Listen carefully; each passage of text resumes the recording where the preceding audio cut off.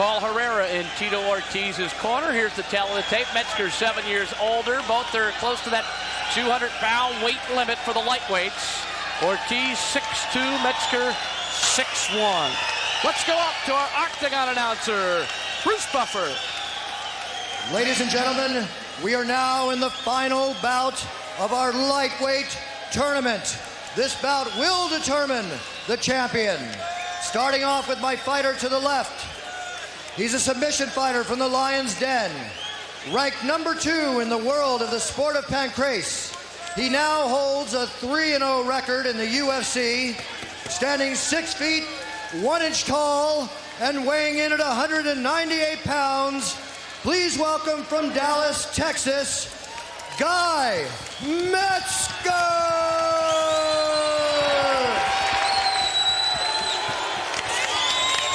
And the fighter to my right, coming out of his alternate bout, winning by surrender in 1 minute and 31 seconds. He's a 2-time California state champion in wrestling. He stands 6 feet, 2 inches tall, and weighing in at 199 pounds. He's fighting out of Huntington Beach, California. Please welcome to the Octagon for the finals, Tito Ortiz!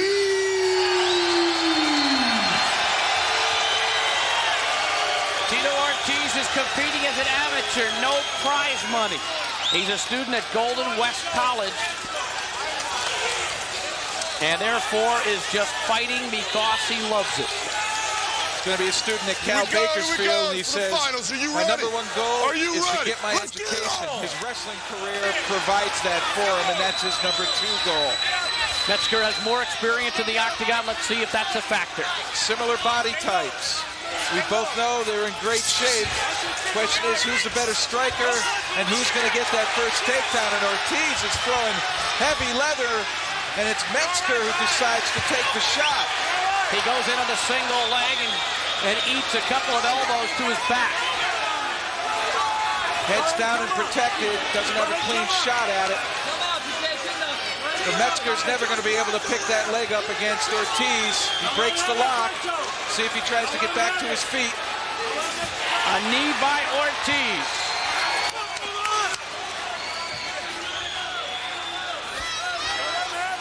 Pull your arm out. Don't let him sink the choke in. Trying to sink the choke in. And a knee to the head of Mezger again.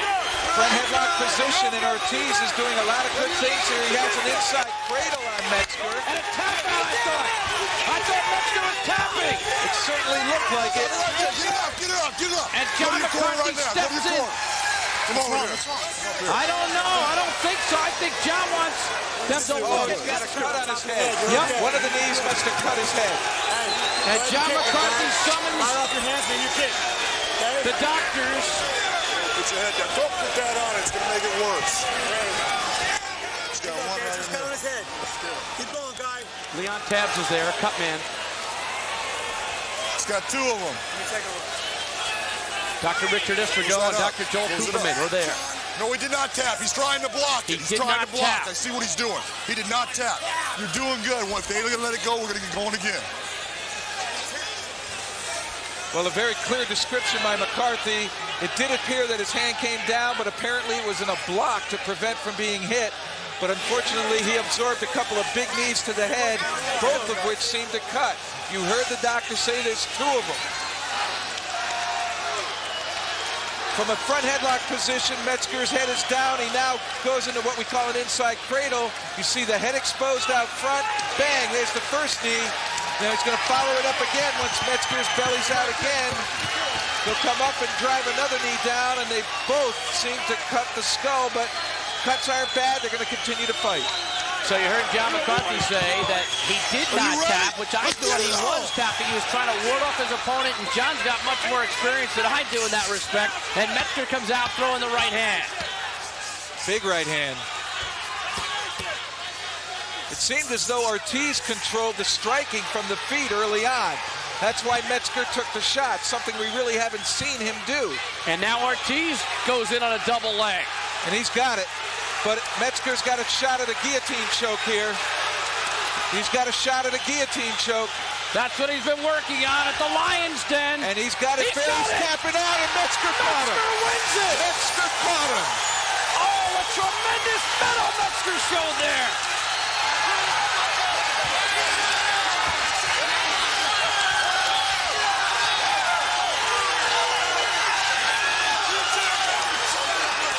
The Shamrock camp is celebrating. Wow. And it seemed as though Ortiz had control of that fight. And it was a double leg shot where he left his head exposed, much like when Ken Shamrock choked out Dan Severn. When you leave the head out there, it's exposed. And Mezger took full advantage of it. Never let it go once he sunk it, milked it, eventually choking out Ortiz.